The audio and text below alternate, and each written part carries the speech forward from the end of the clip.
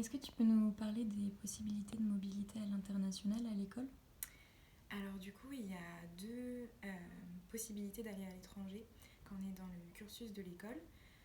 Soit on passe par la voie du stage, donc on peut faire 5 stages en fait, un par année. Et à chaque fois, on a la possibilité d'aller à l'étranger, donc en Europe ou sur d'autres continents. Et donc, par exemple, les 2 premières années sont des stages ouvriers de 2 mois qui nous sont fortement, on est fortement poussé à aller à l'étranger pour pouvoir mieux parler anglais. Et souvent, après, à partir de la 3e année, on reste en France, mais on a quand même l'opportunité de continuer à aller à l'étranger. Et donc, le stage de 3e année, c'est 8 semaines.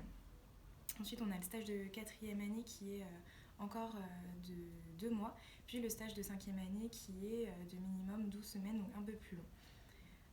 Ensuite, la deuxième voie pour pouvoir aller à l'international et peut-être faire évoluer son niveau d'anglais, c'est de participer à des échanges.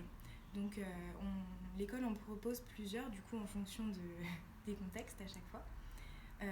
On peut aller dans la ville de Dublin, dans la ville d'Amsterdam, dans la ville de Wellington en Nouvelle-Zélande, dans la ville de Montréal aussi.